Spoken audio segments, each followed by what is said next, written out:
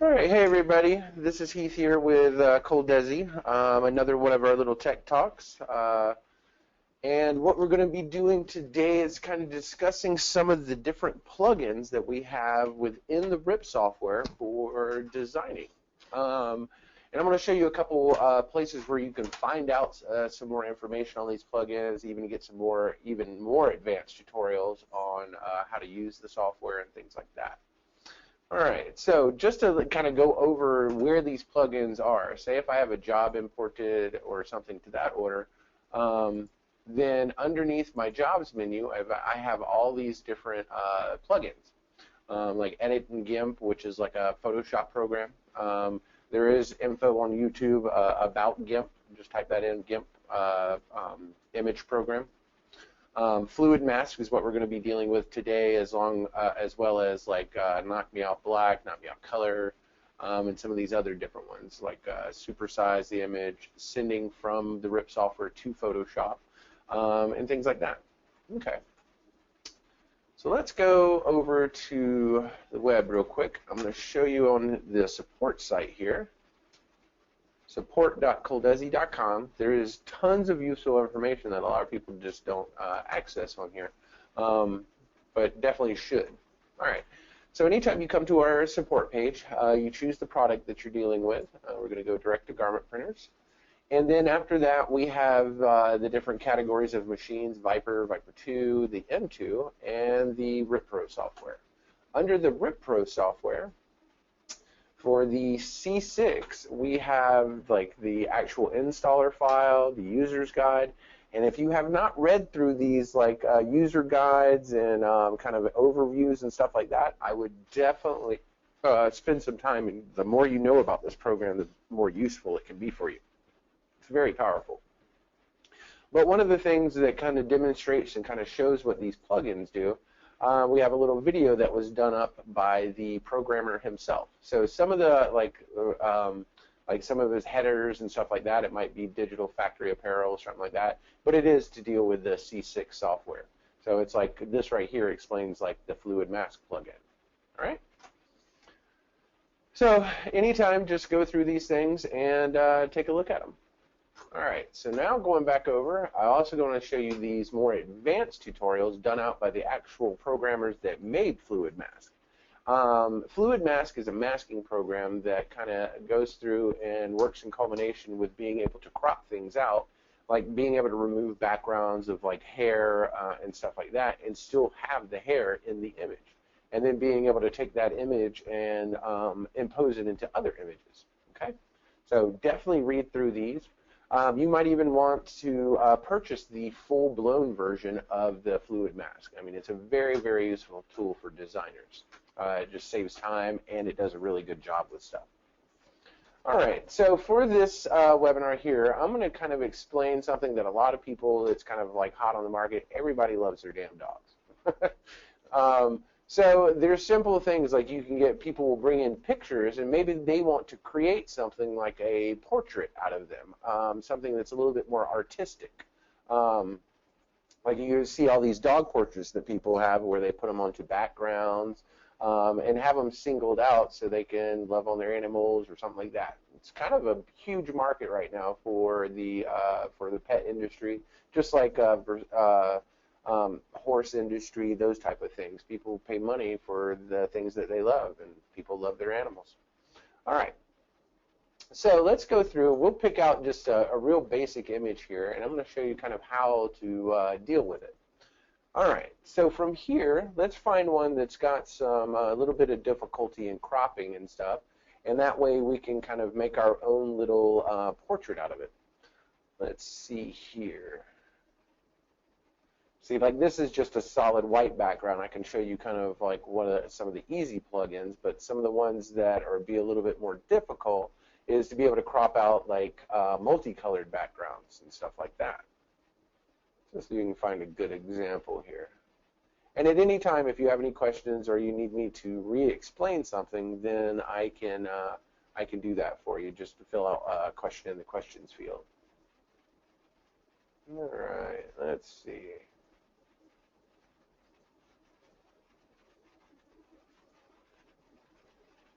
It's got some good hair in it, stuff like that.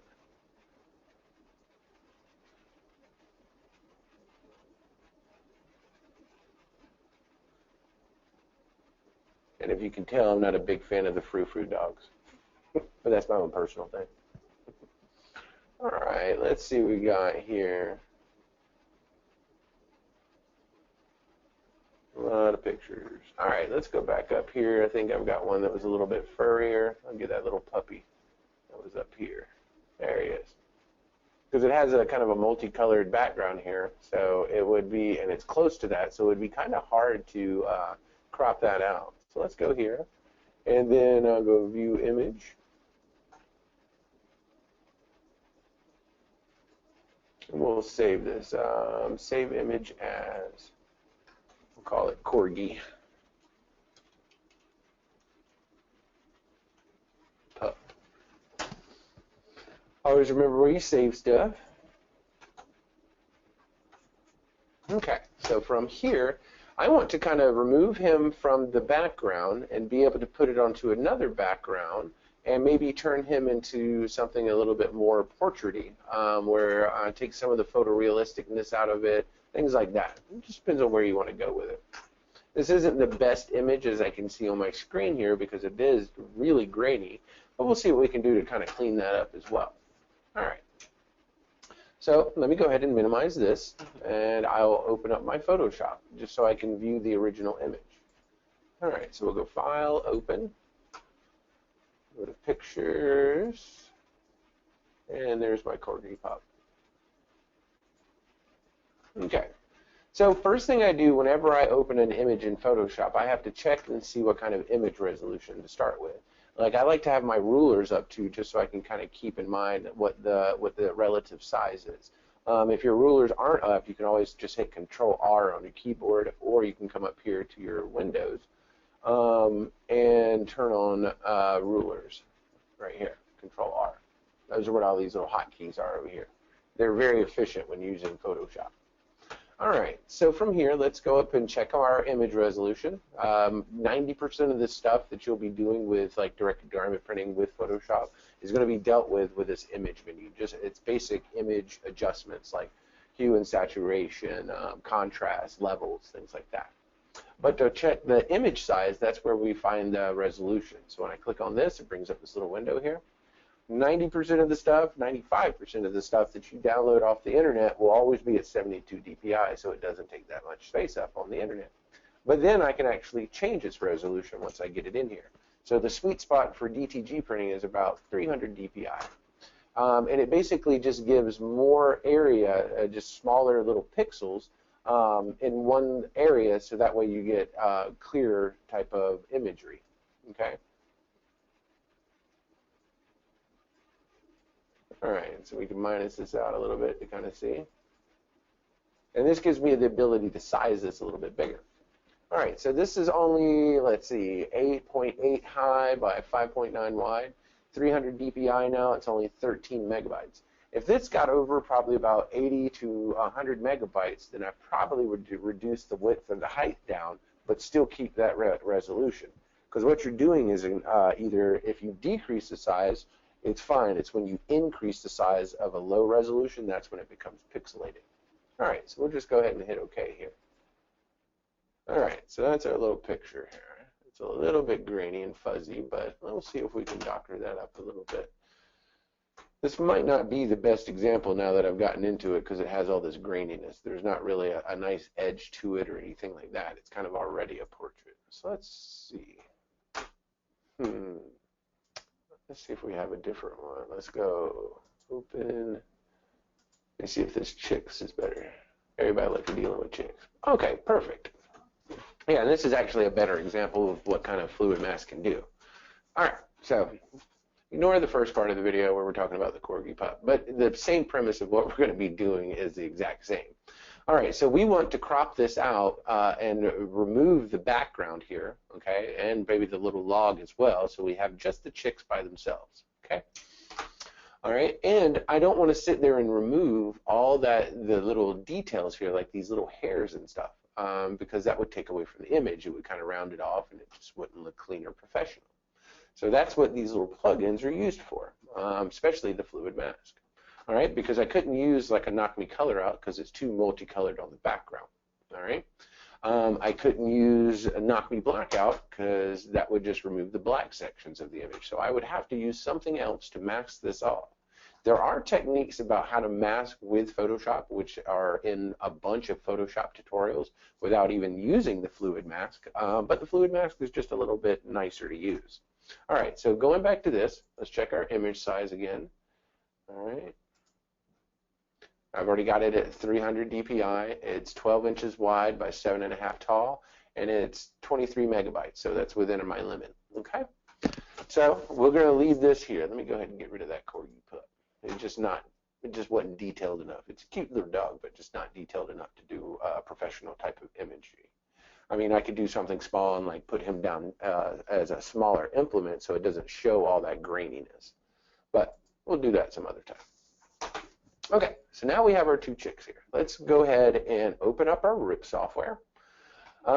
It doesn't really matter what queue you're in because you're using the tools and you're going to be editing and sending it out of the RIP software. But let's just go ahead and go to white shirts. All right, I'll go white vest. 2 up's fine. I'm just going to insert one image. So we'll add in that image. Let's go to pictures and click on our chicks. Okay, so once that imports, it'll generate a preview, okay? And then we'll come up here and highlight it so that way the job is selected, puts a little blue box around it, and then I can come to that Jobs drop-down menu, and then I can choose Edit with Fluid Mask.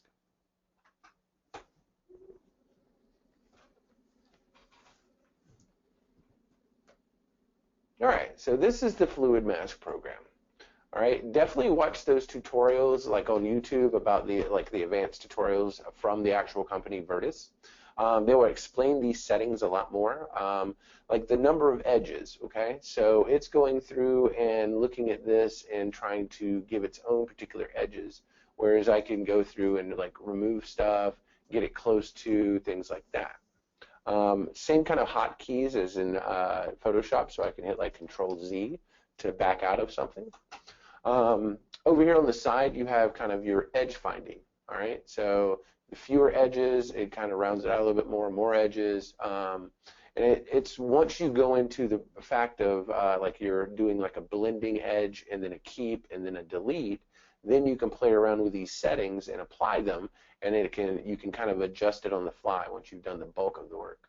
And then you've got edge blending as well, all right? It's how, like, once I do a keep, how much does it blend into to where I've deleted at, okay? So I can have no blend, I can have thin, I can have medium and thick, all right? So we're just going to go to like a medium for this one. Smart filters and feathering, it's how it kind of fades to the edge and stuff like that. And like I said, you can play with these once we get in here and do our cutout. Okay, so the first thing I've got to do I've got to decide what tools to use, and I'll explain what tools are. So I'm going to turn off this Show Edge Object so that way I can see the image. All right. I'm also going to use the hotkeys on my keyboard, the plus and minus key to zoom in, so I don't have to keep going back and forth with the zoom key. So I'm hitting plus, and then I'm hitting minus. And then if I'm zoomed in and I want to move around, I can hold the space bar. Oops. Hold on 1 second.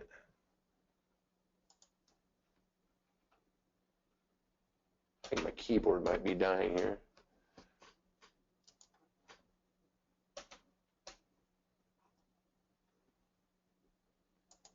Let me get my mouse working a little bit better. Hold on a second, change the battery.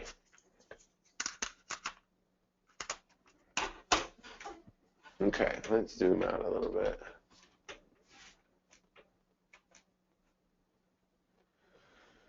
All right, so we have our move tool. So if I was zoomed in, I could sit there and move this around.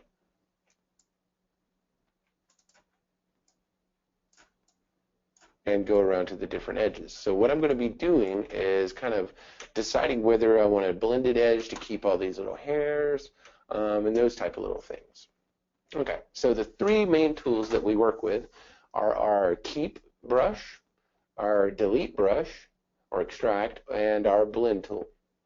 All right. Usually when you have like the hairs and stuff around here, we're going to be using the blend tool, so that way it kind of has a smaller filter, so it can use these contrasting edges and the contrasting colors and delete what's behind it. And then everything on the inside that we want to keep will be the green, and then we'll add the red after the fact. Okay, so real simple before we get into all kinds of different stuff. Well, let's just go ahead and start. So what I'm going to do is I'm going to omit everything else but the chickens. So I'm going to start with this blend tool, all right? And I can use the bracket keys, which is right above my enter key on my keyboard, to make the brush smaller or bigger, okay? And then what I'm going to do is just kind of go around the edge here, and I don't have to do it all in one little piece. Where I don't even have to be that clean. I just don't want to go too far into the background, so I miss stuff. So as you know, I'm just kind of going around here. I can let go of the mouse at any time and go on to the next section. So I do little pieces at a time to make sure that if I have to back up or something that I don't miss anything. So I'm just going to go around here the edge lightly. If it's covering it up too much, you can actually play with the mask opacity, so I can make it see-through, and so that way I can see what I'm covering up a little bit better. But then once I get up here, let's move this around a little bit. And I'm making sure to encompass all those little, like, it looks like little threads or the little feathers coming off.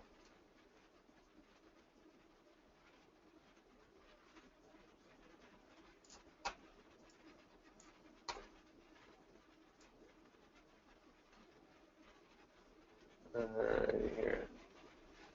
And I'll make sure to cover all, oops. So I hit Control Z if I mess it up. You can back up a couple slots if you needed to. So once I get up here, this is a little bit, it needs a little bit bigger brush here. So I just increase that size.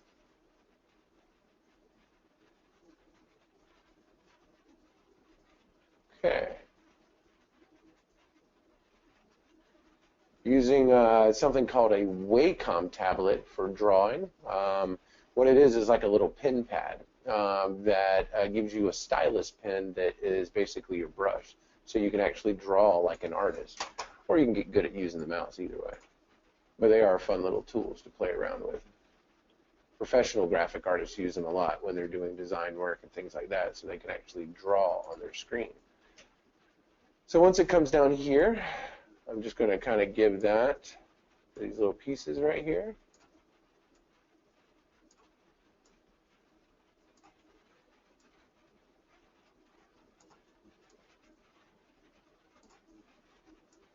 Now I can always come back and edit this filter as well.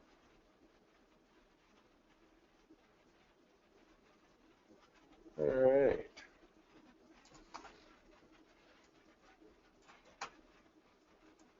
Keep going around the edge here.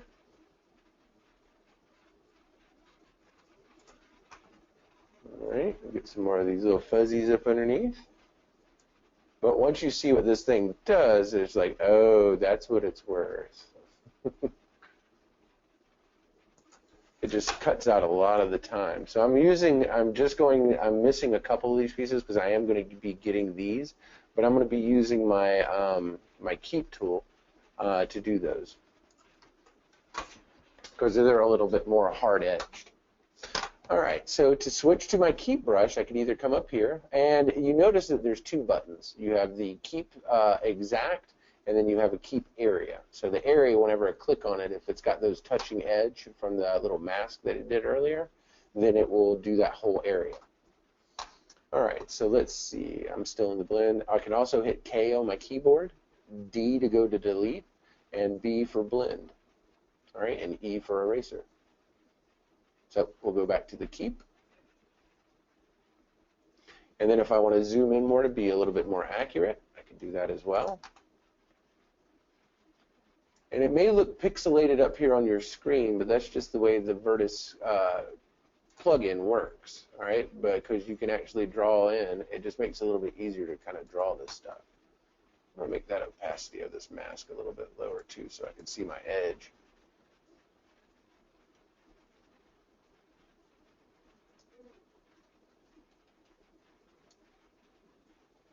And for the people that just added in, if anybody has any kind of questions about this, feel free.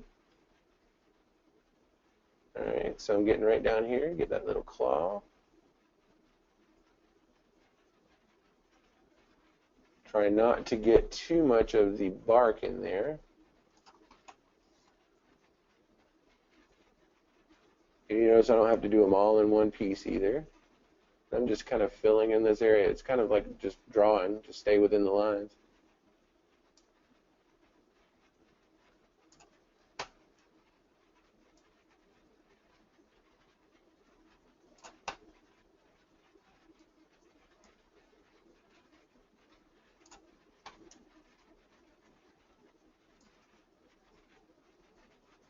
And then I can, once I get it back into Photoshop, go through the process of cleaning it up even further.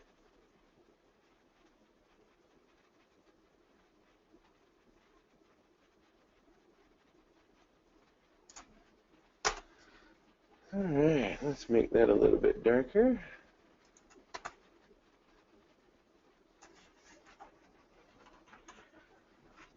The little artboard here that I'm doing this in the webinar room is kind of hard to work with. Kind of wish I was sitting at my desk here.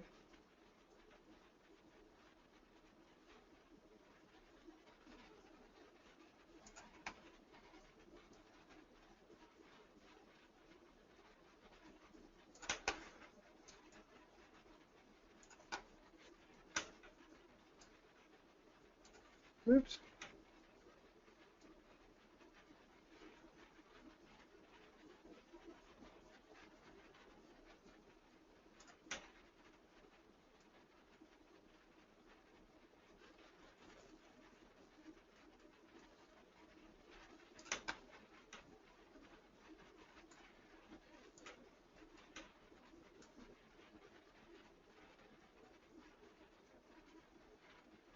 Okay, so I just got a question. Somebody missed why I did the tool change. Okay, the blue is a blend, so it's going to look at everything that is underneath the blue, and look at contrasting colors, and it's going to do a blend. It's got like a smart filter that will separate the background from the foreground. So it helps blend those edges. The green tool is basically for the keep, so it's more of an accurate tool. So that's why it's like right here on the edge, I'm not trying to blend that. I want it more of a hard edge on that when it crops out. So so the blend is kind of like a keep tool, but it uses contrasting colors to be able to get the design. And then once you see the fill-in, once I go to the autofill, then it'll make a little bit more sense of what we're keeping and extracting.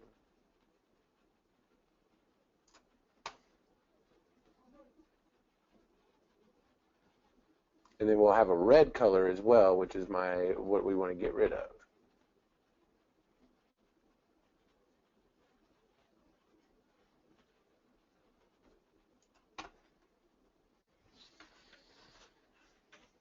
Okay. So then I'm going to get a little bit more accurate. I don't want to go over the edges here, so I just make my brush smaller by using the bracket keys on my keyboard or the brush size up at the top.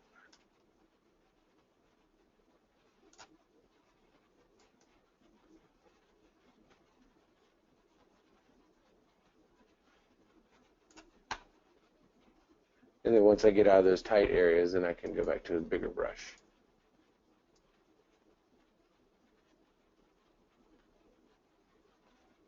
Undo that little part right there.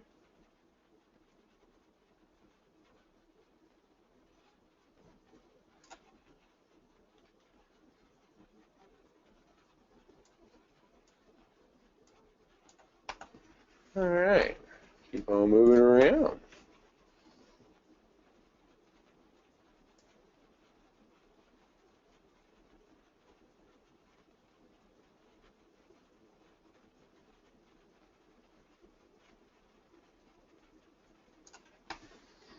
All right, let's zoom back out real quick. See if we missed anything. Okay, so it's kind of encompassed now. So now I've got to add in my delete things. Instead of doing an accurate delete where it's just where I touch, I'm going to do the area, okay? But I'm also going to make sure to protect the things that I've already done. So like I'm going to protect my keep, and I'm going to protect my blend. So that way if I click in here on the blend, it's not going to touch the blend. So then let's increase our brush size, and I just kind of have to paint over these areas.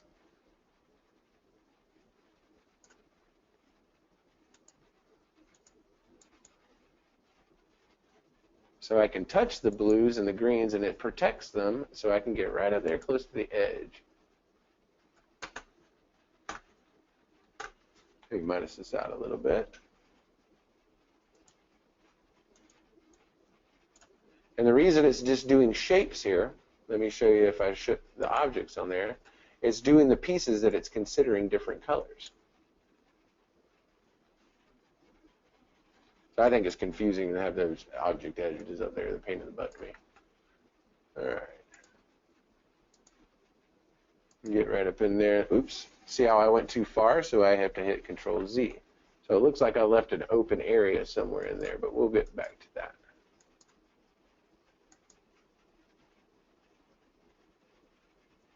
Let's zoom into it.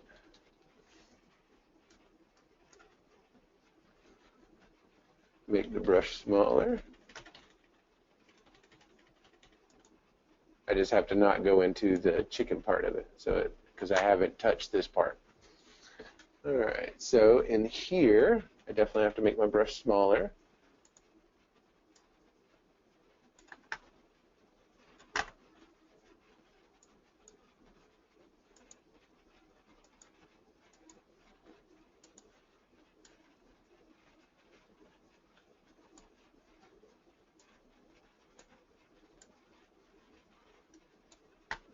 All right, and then get in here.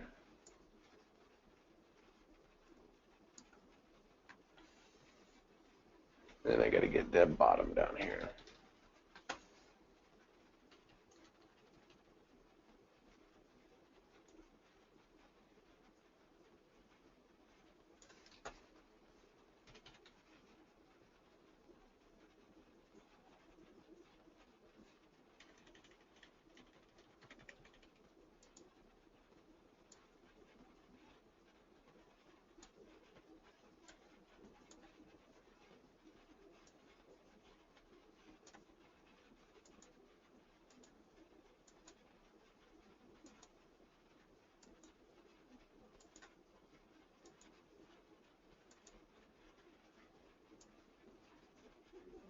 So I might have missed a couple spots around the edges here and things like that, but I'll show you little ways to kind of check on those as well. Okay, so now we've got everything else. We've chosen what we want to delete and what we want to keep and stuff like that. So now I want the inside of here to be all kept. So what I'll do is go up to Image, Autofill Keep. All right, so now all that's green inside there, right around those edges. And now here comes the cool part. We do our little cutout. Oh, so now you can see all the little hairs there. Now can you see why this is like a very beneficial tool? It is quite awesome. So if I wanted to see what it looks like on a different background, I could go to, say, black. Maybe.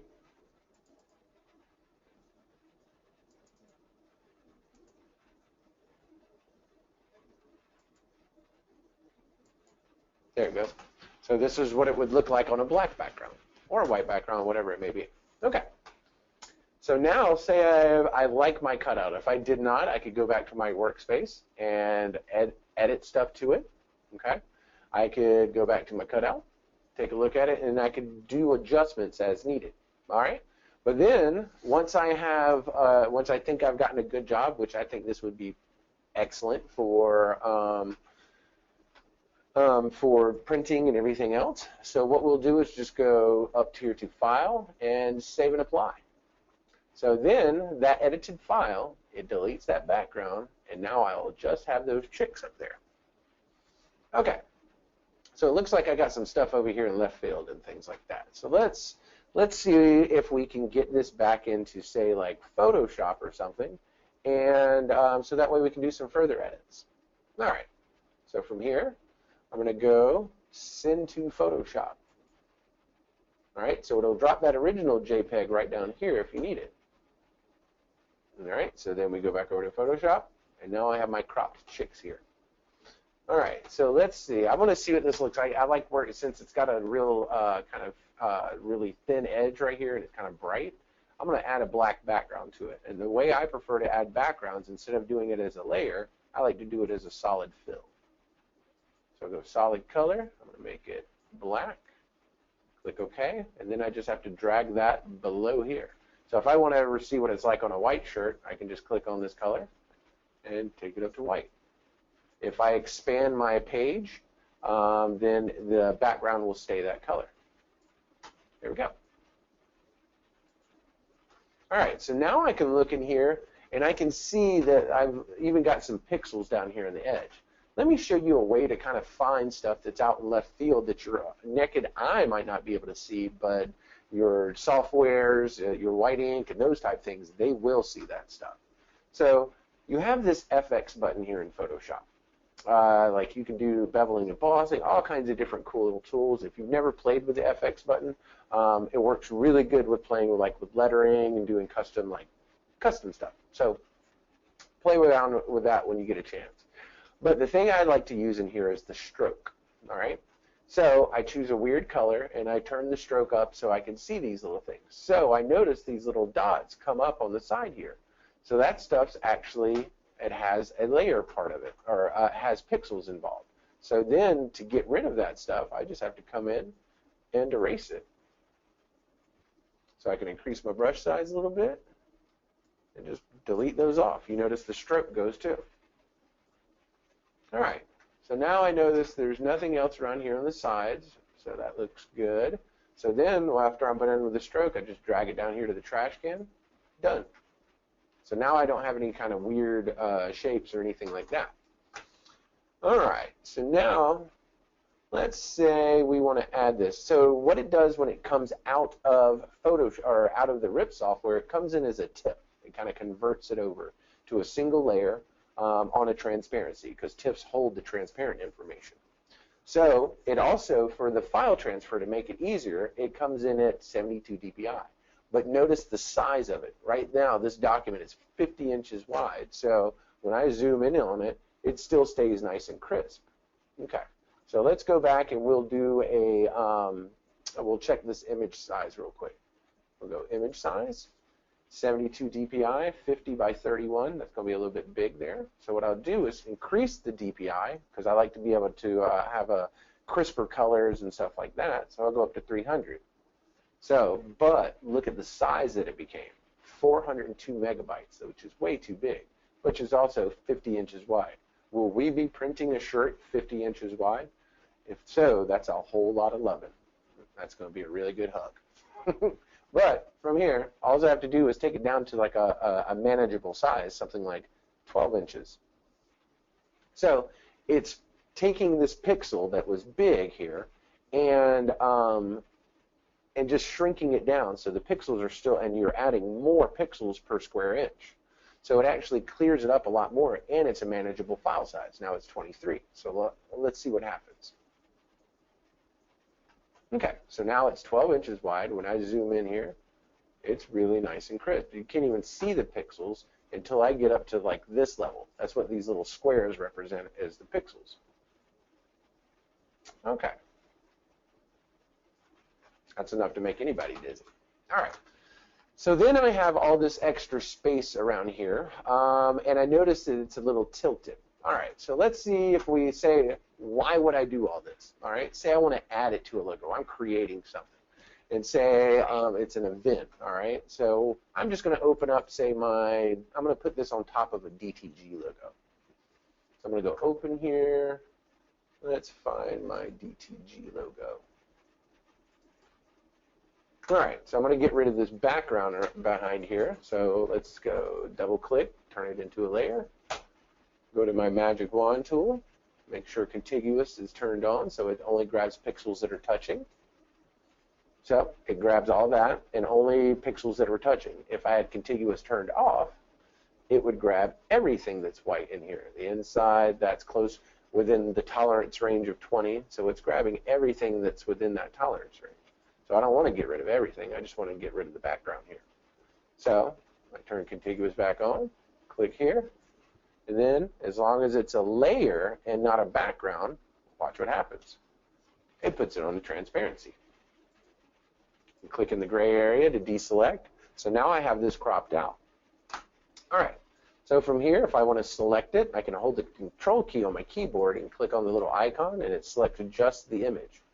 So let's go Control C to copy. Then we'll go back over here to our image. I'm going to see the crop button here, so that way I can make my background a little bit bigger. And I'll trim it up after I'm done. This just gives me a bigger work area to play around with.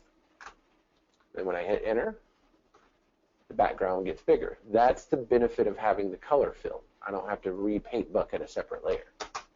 So now we're going to go Control V to paste.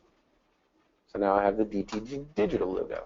All right. So this is a little bit more of a low-res image. Okay. So one of the cool little things that you can do as a designer, if you want to keep this original size here, what we can do is just make this into a smart object. Definitely read up or go to some YouTube tutorials with working with smart objects in Photoshop. They really help when integrating multi images into one image and still keeping a high resolution. Because then I can go Control T and then make it bigger, and it looks pixelated now, but let's see if we can get it to a decent size. It's kind of centered there. All right, so when we hit enter, guess what? It crisped it back up to the original size that I imported it at. Now, it looks like I lost some detail around the outside edge because it has a black background around it. Let's add a stroke around here with the color white.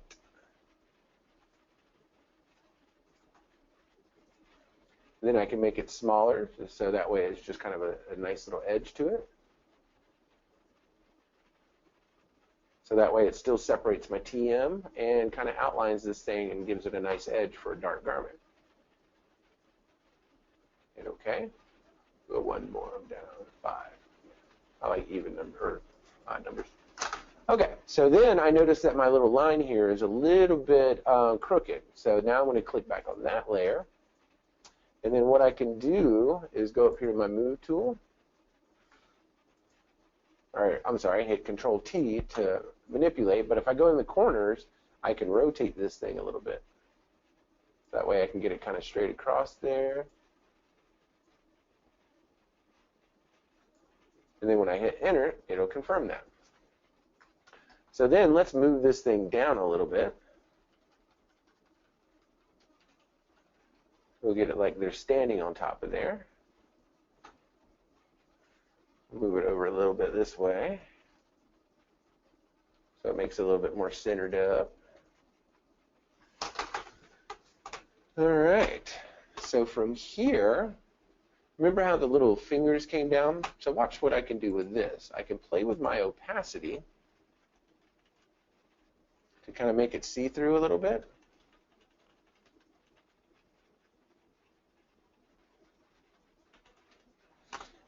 And then come in with my eraser tool, and I've got to click on the, probably would have to make a copy of this.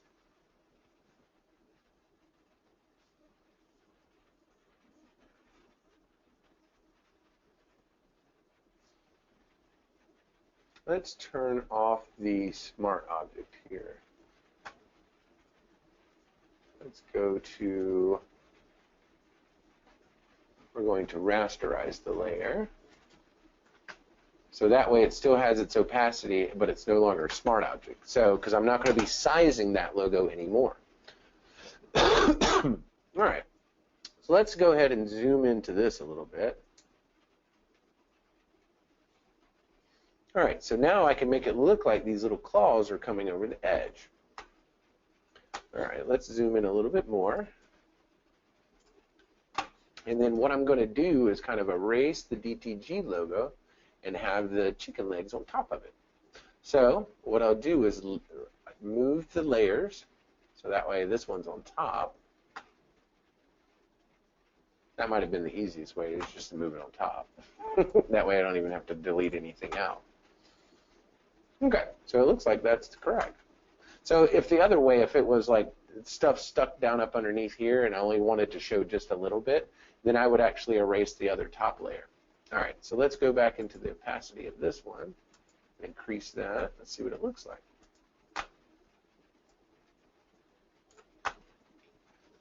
So it looks like these little guys are standing up on top of the DTG logo. Kind of neat. And then when I get ready to make a print file, and still having all this negative area here, so what I can do now is go Image, Trim. This is anytime I'm creating a design, I always trim my image, so that way the document is at the size of the image. And it'll trim it right up to the edge of the actual document. So that way, if I want this thing to be exactly 12 inches tall when I put it into my RIP software, that way I can maximize its size, instead of having to compensate for that negative space that doesn't have any ink in it or image in it. All right, so now let's save as. Go File, Save As. And we'll just put this back in pictures. We'll call this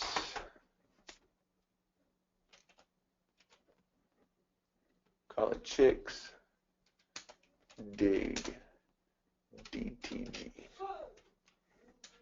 And then we'll hit save.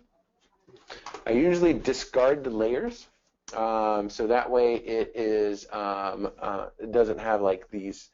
So it picks up the special effects and things like that.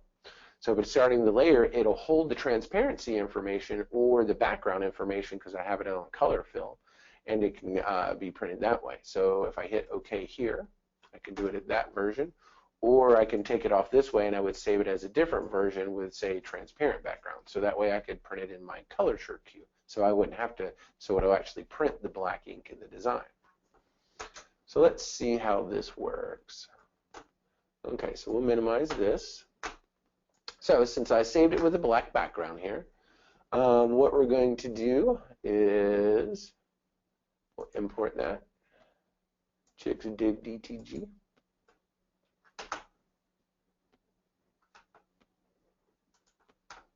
Here we go. So let's max it out. I'm going to kind of auto rip this real quick and kind of see what it looks like. Let's max it up and make it bigger. All right, rip only. I'm going to show you a cool little diagnostic tool that y'all can look at to kind of see what the white layer is going to look like in correspondence.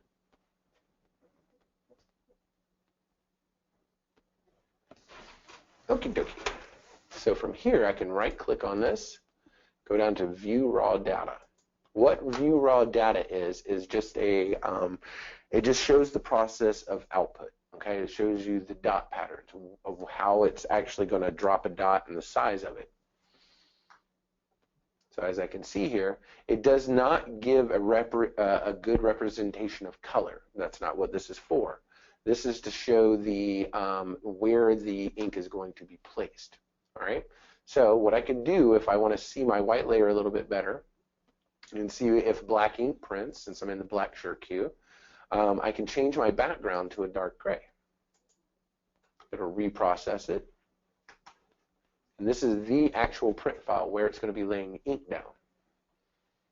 So let's see what it's going to do with the white layer. So I can turn off my layer 2. So this is what the white underbase would print. You notice there's no ink in these little darker areas, like even around the DTG logo, because it has Knock Me Blackout turned on. Okay, so let's zoom in a little bit more.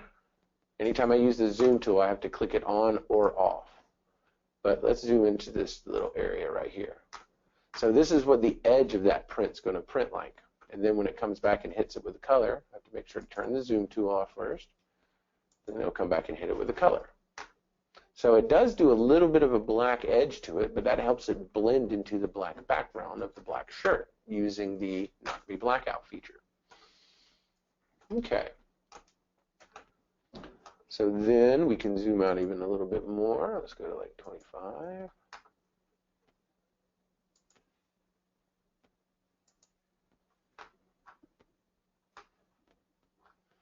All right, and then I can also turn off my white layer to see what the color looks like.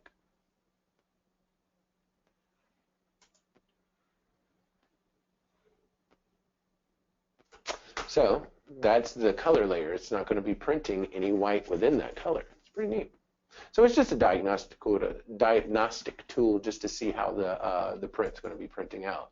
So if I had stuff like printing over here, if I had like little white speckles or ink printing in a weird spot or something like that, then I could go into this raw data to see if there's something actually up in there that the printer is seeing. But then if it's not there in this actual image, that means there could be a drip or dirt on the bottom of the head carriage or something to that order. All right. Anytime those little lines are processing, don't try to click on anything because it will cause it to shut down the program. This is one really big piece of code that the programmer came up with to be able to represent this stuff. It's kind of beneficial. All right, so let me show you another little tool, kind of like how some of these other tools work. Like one of the biggest ones that a lot of people don't know about is how the Knock Me Blackout works. Okay, so if I have an image in there, I can't do it because it's been processed. So let me open the page. All right, and then I'll go back up here and go to Knock Me Blackout.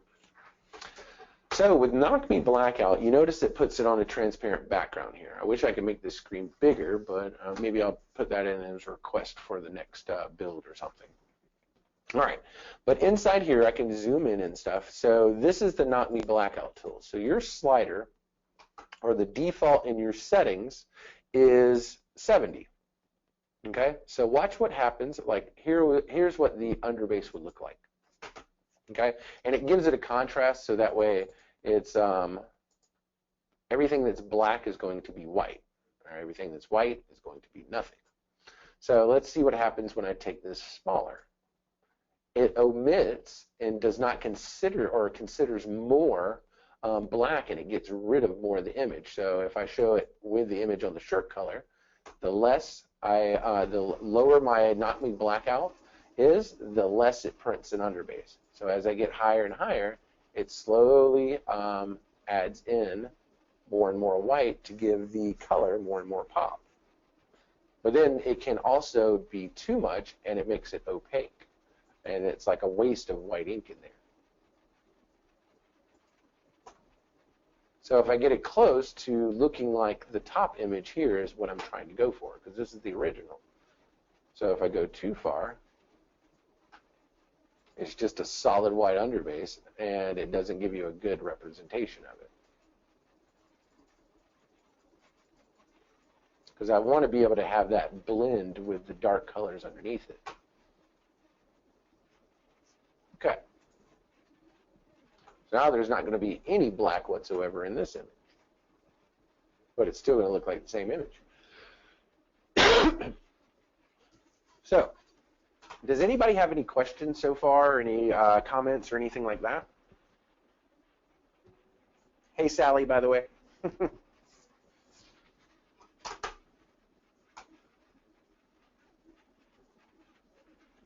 Okay. Well, I hope this has definitely been informative and everything. We are going to have this recorded. So once this webinar is done, I hit stop record, and then it'll be available probably within like a week or so on our Tech Talk part of the support page. Just to repeat, to get more advanced information of how really powerful and how to really use that fluid mask, go to YouTube, type in fluid mask, and watch these tutorials. All right. Once you know how to use this, it becomes a very essential tool for designing. Okay. Then also check out the RipPro section and read your manuals or watch the plugins and stuff like that. It'll describe a lot of the other little tools that we have. Just one that we can touch on real quick. Let's see. Let me show you something real quick here. So say I'm going to import that, where's that corgi? So I can play around with this real quick. All right. So that's actually doing a knock me blackout. So I'm going to do it over here in the white shirt. All right. So we go here, corgi, boom. So this is that raw JPEG at 72 DPI. So watch this. There is another cool tool called Supersize. So I can take this image resolution and take it up to 300. Watch what it does. So it kind of turns it into a portrait. See, it softens up those edges. But let's reset this so that way it goes back to the defaults. Let me minus this out a little bit. And just when I move it around, I don't know why it does that, but you can kind of see it takes out that graininess there that was there before. Here, let me see if I can move around this way. See, every time I move, it shows the original and then it processes. So if I want to do more edge crispness or surface smoothness, and then I can do clean. So it kind of, this clean one, it just smooths that pixelation out of it. So I still wanted a little bit of that detail in there. What's the chroma do? Chroma kind of gives it a little bit more of a contrast for those darker areas. All right. So taking that original image, and that's just one simple little tool that I ran through here, it cleaned up that thing to the point where it is no longer that really, really grainy pixelation to it. All right, let's see. There's another one that we can do. Oops, jobs, go to the Medi 2, which is the noise shampoo.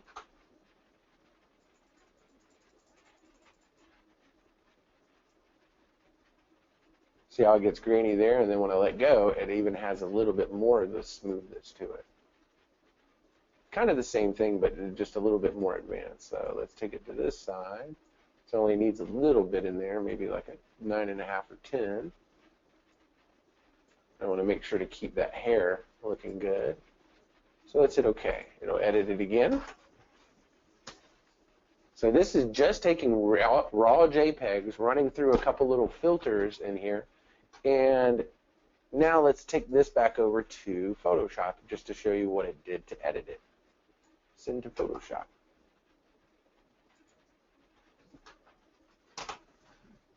So now this is a little bit cleaner than it was before, and it gives it kind of like a portrait look, like it's painted. So let's open up the original.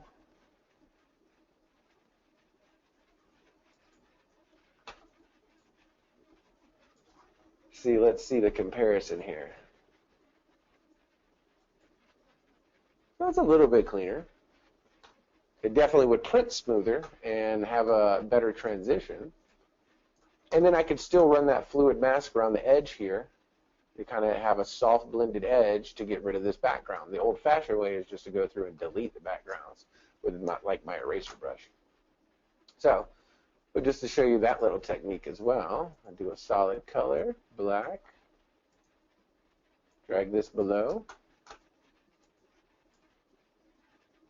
Oh, it's the back. I got to turn it off of the background, so I have to turn it into a layer by double-clicking it. Then I can drag this below the layer. So then I come in with my eraser brush, make sure I'm on the layer, not the background, and increase my brush size a little bit. But if I right-click, I can play with the hardness of the brush. So if I go down to 0 hardness, watch this.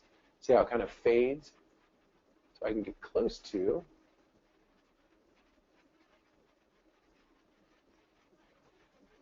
And still have a little bit of that background around there, so it gives it a little bit of contrast. And there is no one technique that works great for all images. So sometimes you just have to use the tools that you have available to get a desired result. It would be kind of hard to get those hairs in there and stuff. But Photoshop, the newer versions of Photoshop are pretty intuitive of what you kind of, it's like a smart delete. It's kind of neat.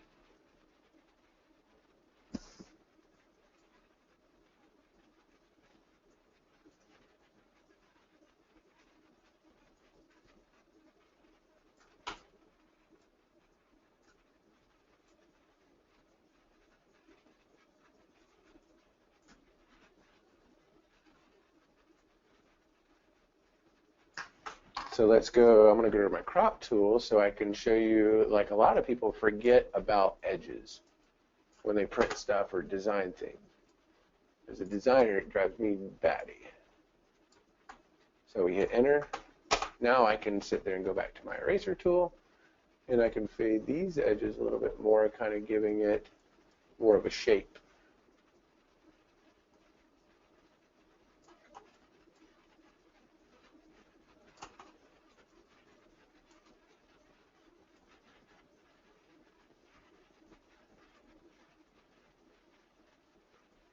And you notice I didn't do it all nice and smooth down here. It looks like he's sitting on him like a little rock or something. All right. So that was that original grainy little corgi picture here. Now he's cropped up, and I could put that onto a black shirt. All right. I could put like lettering down here, Mama's Little Slugger, Mama's Little Terror, whatever it wants to be. So doing stuff like that, I know designing isn't, you definitely have to charge for that. I mean, if somebody wants you to create something from nothing, you have to be able to charge for it, because time is money. But the more efficient you get in doing it, then the more it becomes fun. Okay. So does anybody have any questions before we draw this tech talk to a close?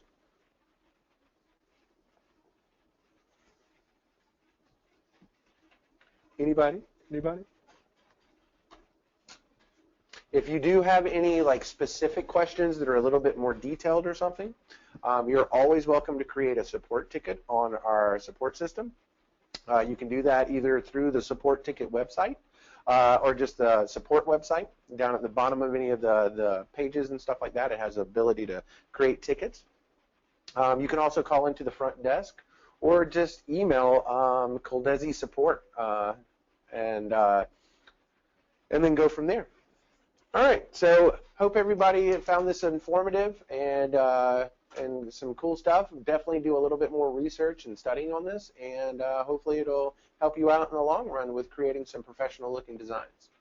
So until the next time, we will be talking to you soon.